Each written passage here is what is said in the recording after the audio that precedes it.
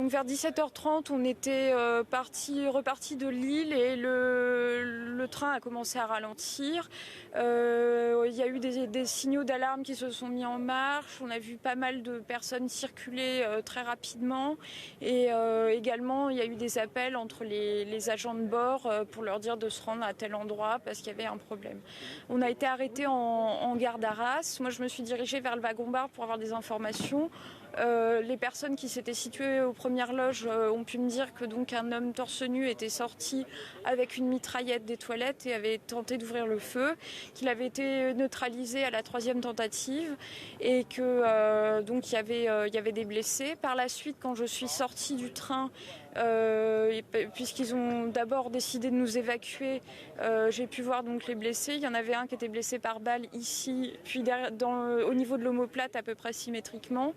Il y avait un autre blessé donc à l'arme blanche, ce que j'ai su après par un policier, et un blessé léger également par arme blanche. Donc je ne sais pas par contre si c'était les personnes qui avaient tenté de le neutraliser.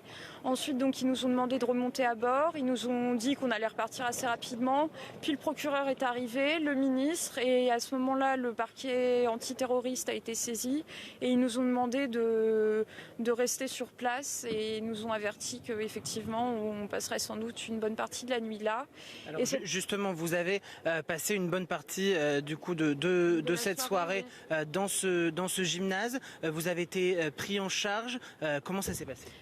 Pour moi, ça s'est très bien passé parce que je me suis mis à peu près au niveau de la Croix-Rouge, tout simplement parce que j'essayais de charger mon téléphone portable.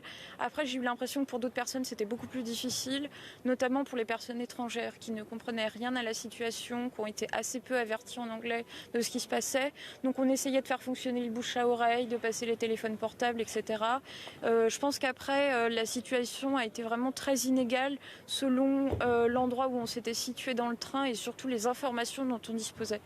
Alors vous, justement, vous étiez tout près de cette fusillade finalement, puisque vous étiez dans la voiture juste à côté de celle où a eu lieu la fusillade. Justement, quelle était l'atmosphère au moment de cette fusillade ? Déjà, je ne sais pas si on peut tellement parler de fusillade, étant donné que même dans le compartiment juste à côté, on n'a pas entendu de coup de feu à proprement parler. Donc c'était vraiment juste une tentative d'ouvrir le feu qui s'est produit.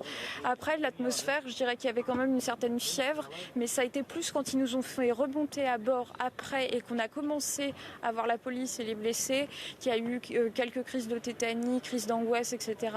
Mais c'était relativement calme par rapport à ce qu'on pourrait s'imaginer dans une telle situation. Vous avez ensuite été entendu ici par la police, chacun des passagers ? Pas exactement de la même façon. Là, le seul on va dire, interrogatoire que j'ai eu a été ici par un membre de la police judiciaire qui m'a posé des questions.